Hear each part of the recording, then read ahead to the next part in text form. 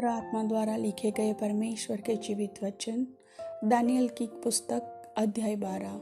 उसी समय मिकाएल नाम बड़ा प्रधान, जो तेरे जाति भाइयों का पक्ष करने को खड़ा रहता है, वह उठेगा। तब ऐसे संकट का समय होगा जैसा किसी जाति के उत्पन्न होने के समय से लेकर अब तक कभी न हुआ होगा।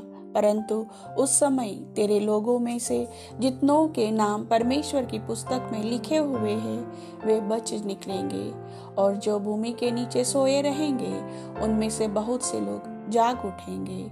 कितने तो सदा के जीवन के लिए, और कितने अपनी नाम धराई और सदा तक अत्यंत घिनौने ठहरने के लिए।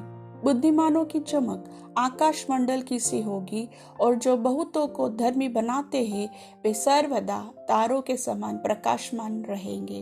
परंतु हे दानियल, तो इस पुस्तक पर मुहर करके इन वचनों को अंत समय तक के लिए बंद रख, और बहुत लोग पूछ पाछ और ढूंढ ढांड करेंगे, और इससे ज्ञान बढ़ भी जाएगा।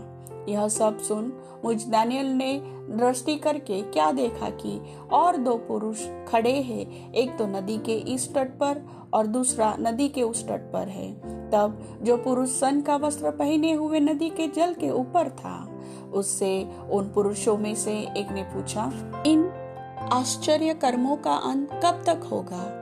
तब जो पुरुष सन का वस्त्र पहने हुए नदी के जल के ऊपर था, उसने मेरे सुनते दाहिना और बायां अपने दोनों हाथ स्वर्ग की ओर उठाकर जीवित रहने वाले की शपथ खाकर कहा, यहाँ दशा 3.5 काल तक ही रहेगी, और जब पवित्र प्रजा की शक्ति टूटते टूटते समाप्त हो जाएगी, तब ये बातें पूरी होंगी। यह बात मैं सुनता तो था, परंतु कुछ न समझा। तब मैंने कहा, हे मेरे प्रभु, इन बातों का अंत फल क्या होगा? उसने कहा, हे दानियल, चला जा, क्योंकि ये बातें अंत समय के लिए बंद है और इन पर मुहर दी गई है। बहुत लोग तो अपने अपने को निर्मल और उजले करेंगे और स्वच्छ हो जाएंगे, परंतु दुष्ट लोग दुष्टता ही करते रहेंगे, और दुष्टों में से कोई ये बातें न समझेगा, परंतु जो बुद्धिमान हैं वे ही समझेंगे। जब ये नित्य होम बलि उठाई जाएगी और वह घिनौनी वस्तु जो उजाड़ करा देती है स्थापित की जाएगी, से 1290 दिन बीतेंगे।